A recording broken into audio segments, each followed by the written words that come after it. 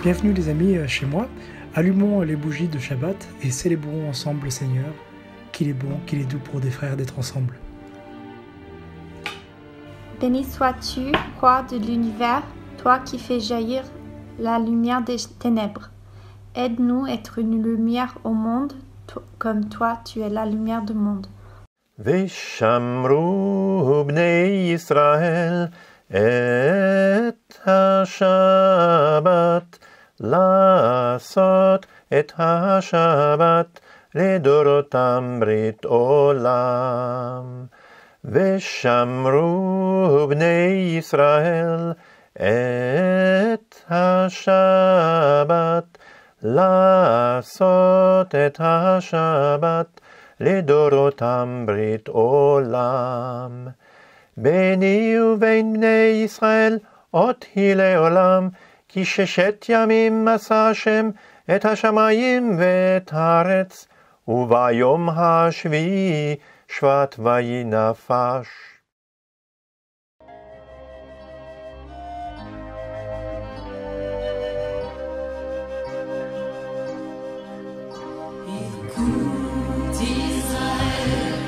Le Seigneur notre Dieu, le Seigneur est un. Écoute Israël, le Seigneur notre Dieu, le Seigneur est un. Écoute Israël, le Seigneur notre Dieu, le Seigneur est un. Écoute Israël, le Seigneur notre Dieu, le Seigneur est un. Shema Israël, Adonai Eloheinu, Adonai Echad. Shema Israël, Adonai Eloheinu, Adonai Echad. Shema Israël, Adonai Eloheinu, Adonai Echad. Shema Israël, Adonai Eloheinu,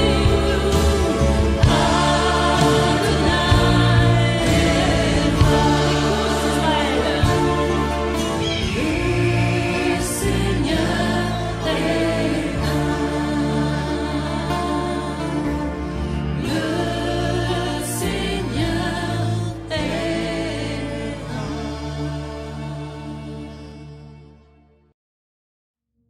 La paracha de Joël, Shela Lecha. La majorité a rarement raison. Benjamin Franklin a un jour dit « La démocratie, c'est 2 loups et un agneau votant ce qu'il y aura au dîner ». Voyez-vous, la vérité n'est pas toujours conforme à l'opinion de la majorité. Moshe est venu nous parler de la part de Dieu, et notre peuple juif l'a souvent rejeté ou dénigré. Les prophètes sont venus nous parler de la part de Dieu, et nous les avons lapidés. En Nombre 13, Dieu demande à Moïse d'envoyer 12 espions en terre promise, pour rendre compte des ressources économiques du pays, de sa fertilité et de la force militaire des habitants.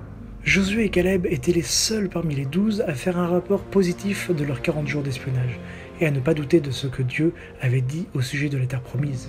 Nous connaissons tous la différence entre un optimiste et un pessimiste.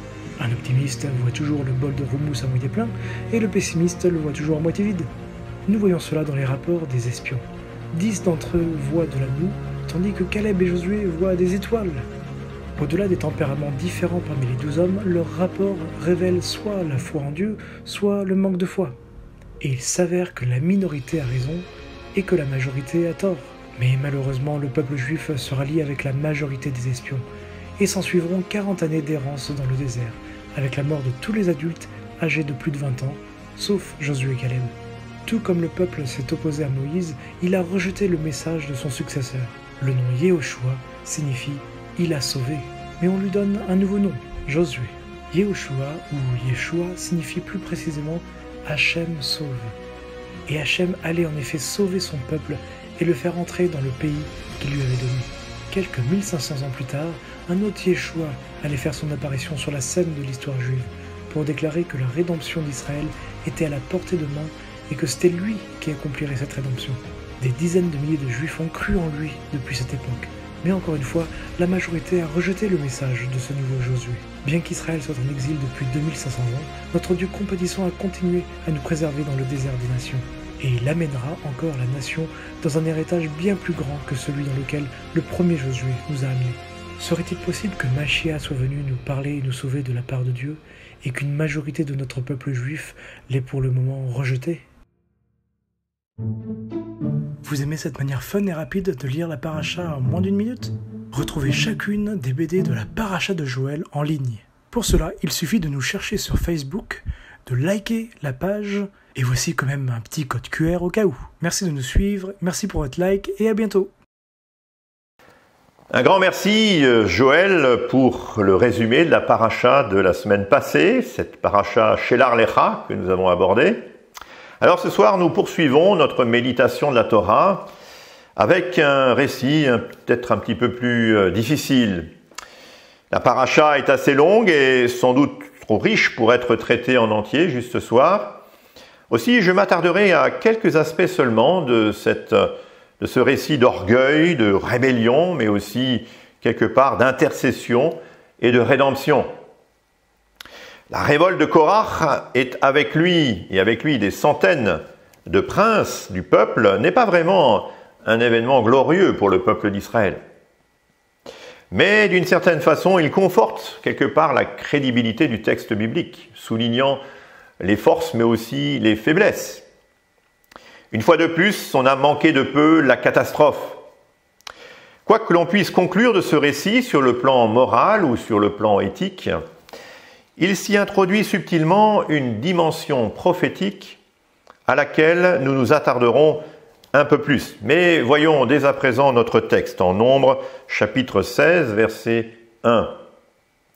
Korach, fils de Yitséar, fils de Kehat, fils de Lévi, avec Dathan et Abiram, fils d'Eliab, et On, fils de Pélet, tous trois fils de Ruben. Ils prirent l'initiative de se soulever contre Moïse, avec 250 hommes des Israélites, des princes de la communauté, de ceux que l'on convoquait aux réunions et qui étaient des gens de renom. Ils s'assemblèrent contre Moïse et contre Aaron et leur dirent « Ah, c'en est assez, car toute la communauté, tous sont saints. Et l'Éternel est au milieu d'eux. Pourquoi vous élevez-vous au-dessus de l'assemblée de l'Éternel » Quand Moïse eut entendu cela, il tomba la face contre terre. Et il parla à Korach et à toute sa troupe en disant « Demain matin, l'Éternel fera connaître qui est à lui et qui est saint. Et il le fera approcher de lui, il fera approcher de lui celui qu'il choisira. Faites ceci, prenez des brasiers, Korach et toute sa troupe. Demain, mettez-y du feu et placez-y du parfum devant l'Éternel. L'homme que l'Éternel choisira, c'est lui qui sera saint. C'en est assez, fils de Lévi. » Moïse dit à Korach, « Écoutez donc, fils de Lévi. Est-ce trop peu pour vous que le Dieu d'Israël vous ait mis à part de la communauté d'Israël en vous faisant approcher de lui pour vous employer au service du tabernacle de l'Éternel et vous placer devant la communauté afin de l'assister?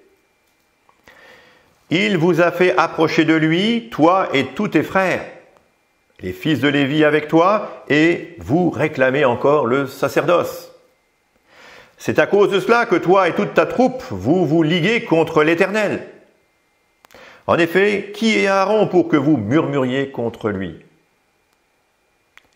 Là, le peuple a déjà plusieurs fois douté, on l'a déjà examiné, on l'a déjà vu et lu. Le peuple a douté de ses chefs, à commencer par Moïse en particulier, et nous avons certainement encore en mémoire les derniers épisodes, notamment avec l'épisode de Myriam et d'Aaron qui avaient cultivé une certaine jalousie contre Moïse. Même si Korach est le personnage central et celui qui donne même son nom à notre paracha, eh bien, l'homme a su s'entourer de personnages de renom, des princes même et des hauts responsables de la communauté. Ce groupe, plutôt imposant, quand même 250 personnes, est sans doute là pour impressionner le peuple, plus que Moïse, qui lui savait à quoi s'en tenir. Korach est issu de la tribu de Lévi, tout comme Moïse et Aaron d'ailleurs. Les uns comme les autres sont pratiquement de la même parenté, on pourrait presque dire qu'ils sont cousins.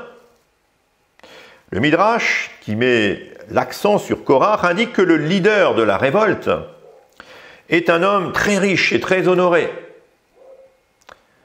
un homme de la famille des Kéatites. Dathan et Abiram sont quant à eux issus de la famille de Ruben, le fils aîné de Jacob. Alors, si on peut dire, Korach ainsi que Dathan et Abiram sont donc en quelque sorte issus de tribus qui pourraient, d'une certaine façon, légitimement revendiquer un certain leadership. Mais ils n'avaient pas été choisis. Korach faisait cependant partie des Lévites chargés de la logistique du tabernacle, sous l'autorité des fils d'Aaron et qui avaient quant à eux la charge du sacerdoce, d'offrir les sacrifices et les offrandes. Le Midrash émet même l'idée que Korach avait une personnalité très charismatique, quelqu'un qui savait parler aux foules. Il lui était même reconnu un certain don de prophétie. Alors, sans doute avait-il utilisé ces qualités pour emporter l'adhésion de tous ces hauts responsables, de ces dignitaires, ces princes du peuple d'Israël. Et dans les précédentes révoltes du peuple d'Israël, il y avait eu bien souvent des raisons objectives aux murmures et aux contestations des Israélites. Quelquefois c'était la faim, la soif, parfois la crainte même. Et souvent une simple réponse concrète ou pratique était de nature à tout simplement rassurer le peuple et finalement à faire taire les murmures.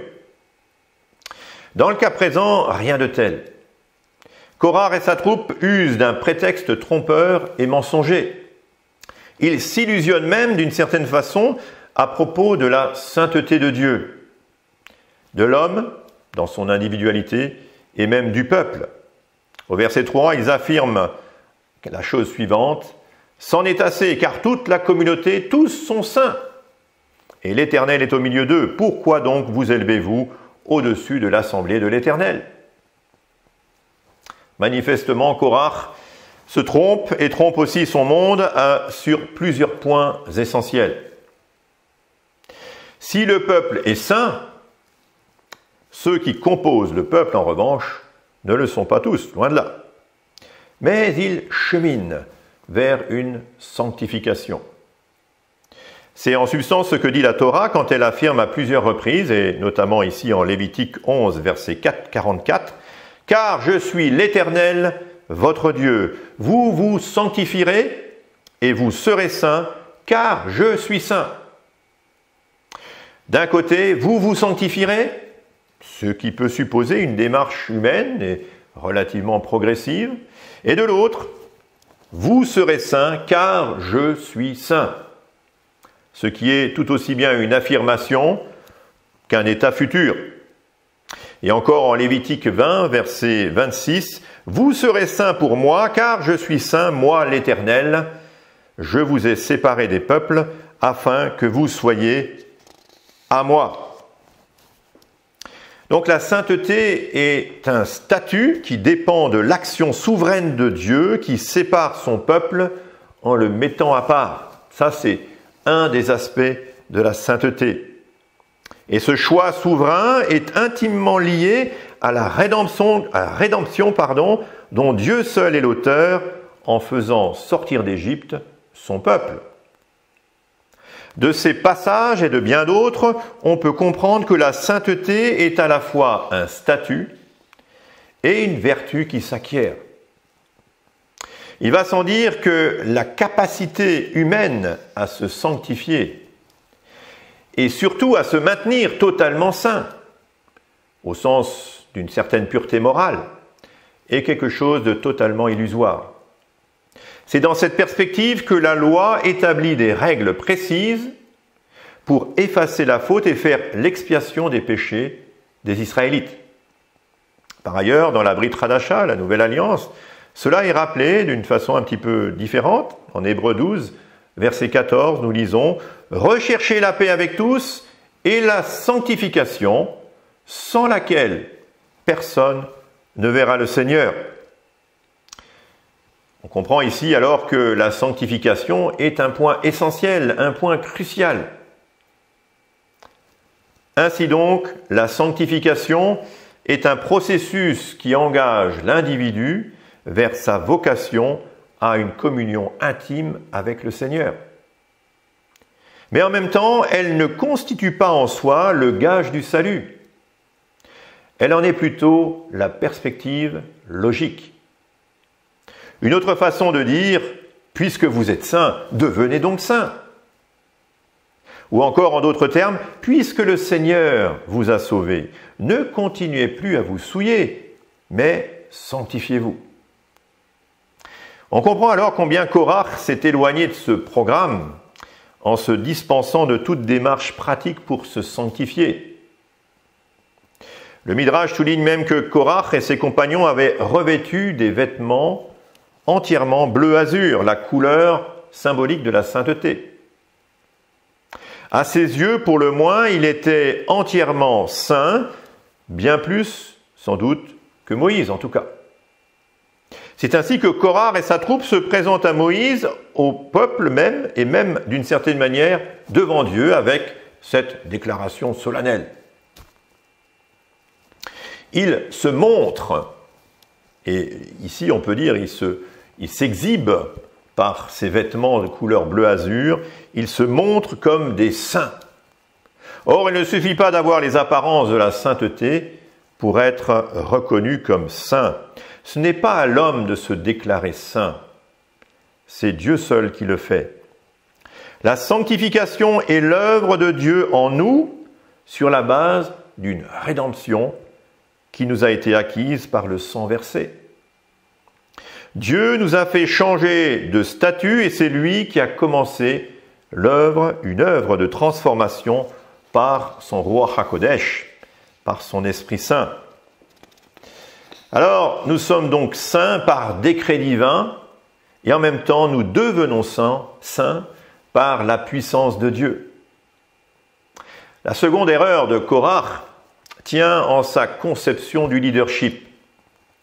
La légitimité d'un leadership ne repose pas sur une quantité de sainteté, plus ou moins accumulée d'une manière ou d'une autre, mais sur un appel du Seigneur, un appel que lui n'avait pas reçu.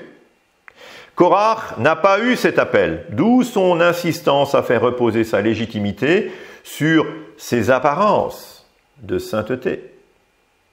Il sait que si le leadership de Moïse venait à s'effondrer, c'est lui qui, quelque part, naturellement prendrait le relais, le pouvoir dans le cœur du peuple, en vertu de ses apparences.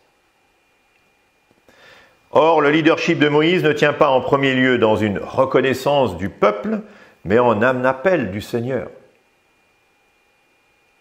La suite de l'histoire nous montre un Moïse patient et persévérant, même si on peut percevoir un certain agacement.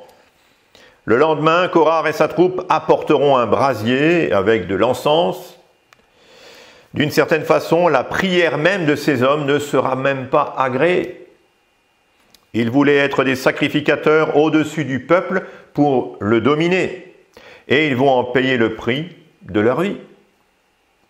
Ce récit n'est pas qu'un simple épisode dramatique de plus dans les pérégrinations du peuple d'Israël, en chemin vers la terre de la promesse. Non. Il témoigne du rôle crucial exercé par les sacrificateurs comme intercesseurs auprès de Dieu pour le peuple, comme on va le voir à présent dans la fin de notre paracha. Nous voilà déjà au 3e jour d'épreuve pour un Moïse et un Aaron qui font face à la rébellion des principaux chefs du peuple. Dans tout ce récit épique, on se serait bien satisfait de résultats au terme d'heures de palabres et de discussions certainement interminables. Et peut-être aussi beaucoup de transpiration. 250 hommes de valeur aux qualités inestimables viennent de mourir. Sauf que l'histoire n'est pas terminée, malheureusement. Elle ne se conclut pas de manière aussi positive qu'on aurait pu le supposer. Le peuple se remet à murmurer.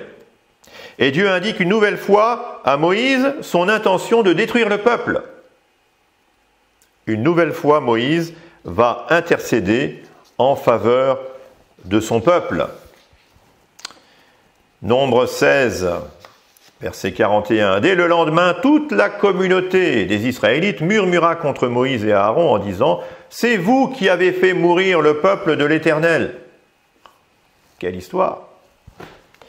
Comme la communauté s'assemblait contre Moïse et Aaron, et comme ils se tournaient vers la tente de la rencontre, voici que la nuée la couvrit et que la gloire de l'Éternel apparut. Moïse et Aaron arrivèrent devant la tente de la rencontre. L'Éternel parla à Moïse et dit « Retirez-vous du milieu de cette communauté et je les exterminerai en un instant. » Alors ils tombèrent face contre terre. Moïse dit à Aaron « Prends le brasier, mets-y du feu pris sur l'autel.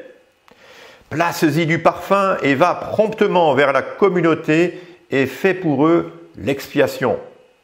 Car l'indignation de l'Éternel a éclaté, la plaie a commencé. » Aaron prit le brasier comme Moïse l'avait dit et courut au milieu de l'assemblée et voici que la plaie avait commencé parmi le peuple. Il offrit le parfum et fit l'expiation pour le peuple. Il se plaça entre les morts et les vivants. Et la plaie fut arrêtée. Il y eut 14 700 morts de la plaie, outre ceux qui étaient morts à cause de Korah. Alors à ce stade, il me paraît essentiel de rappeler que toute la Torah comporte, au-delà du récit et de sa dimension morale indiscutable, aussi une perspective prophétique. Korah et sa troupe souhaitaient s'ériger en sacrificateurs du peuple à la place de Moïse et Aaron, et leur intercession, au travers des brasiers et de l'encens, sera rejetée par Dieu.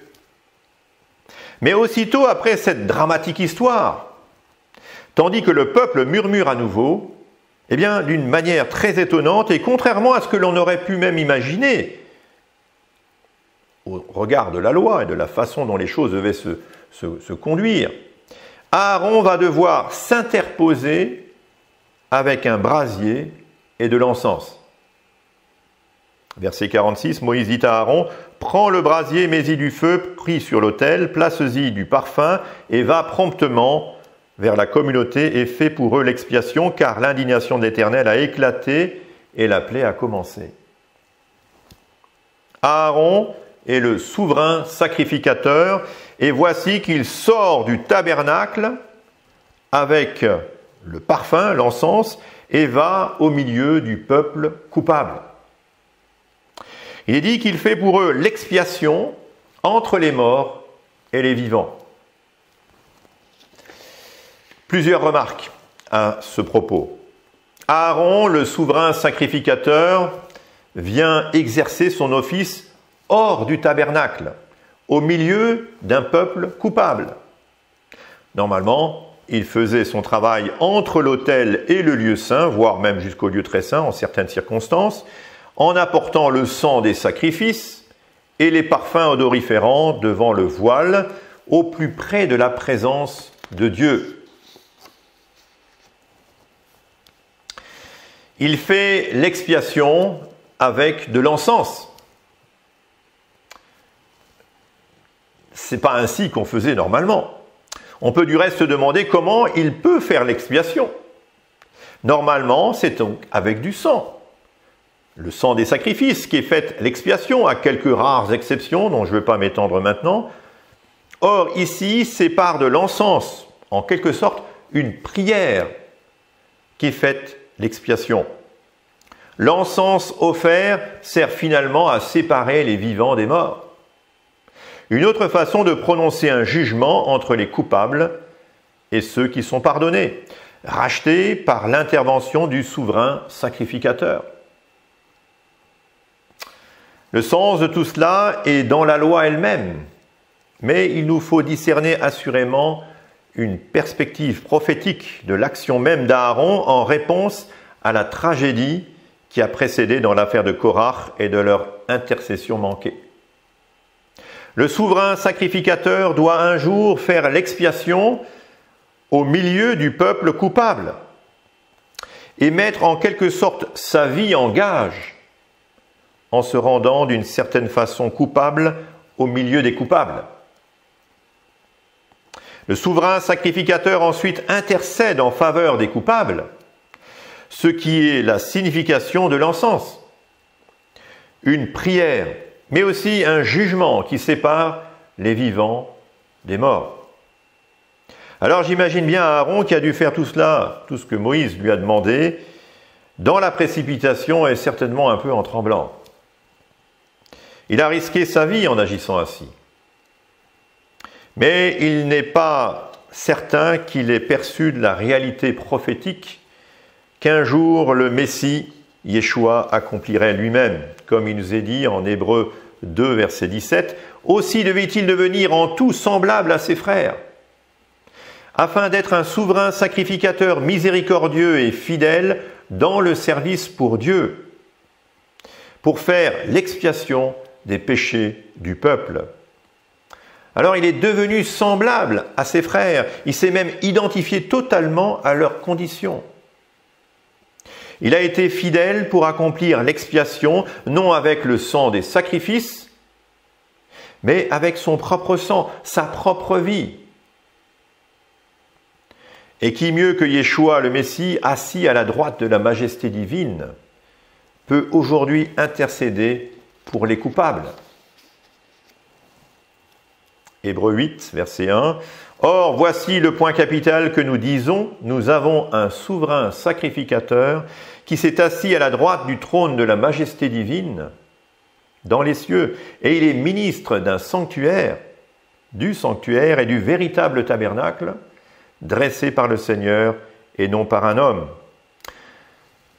L'affaire de Korach et des révoltes qui ont suivi nous montrent la patience infinie de Dieu, mais aussi sa justice. Tout a été écrit pour notre instruction et nous amener à comprendre que personne ne peut se déclarer saint en vertu de quelque mérite que ce soit. Ceux qui ont été tentés de le faire l'ont payé de leur vie. Mais Aaron, en souverain sacrificateur, appelé par Dieu, a montré l'exemple de ce que Dieu manifesterait en son temps au travers du Mashiach Yeshua. Yeshua a payé de sa vie le rachat de nos personnes et il intercède à présent en notre faveur. La seule question qui ultimément compte à présent, acceptes-tu qu'il intercède pour toi maintenant, lui qui a fait l'expiation par son sang pour toi?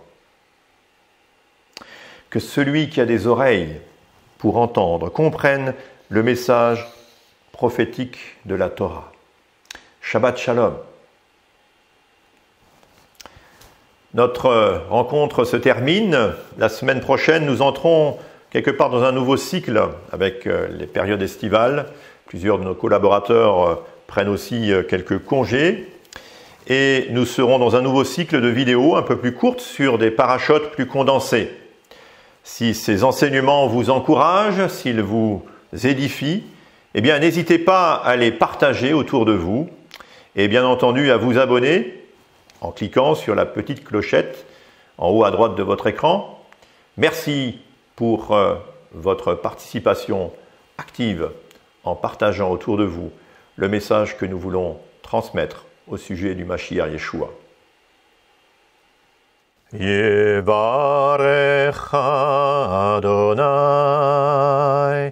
ve'yismerecha Yair Adonai panav elecha, vichuneka. Yisa Adonai panav elecha, veyasem lecha shalom. Yisa Adonai panav elecha, veyasem lecha shalom. Merci encore à tous, chers amis, d'avoir passé ce temps avec nous ensemble. Merci d'avoir été si nombreux pour ces derniers offices de Shabbat. Pour être mis au courant des prochaines vidéos, merci à nouveau déjà de vous abonner, puis aussi même de cliquer sur la petite cloche qui vous permettra de recevoir les notifications de nos nouvelles vidéos. On se retrouve bientôt, que le Seigneur vous bénisse. Shabbat Shalom.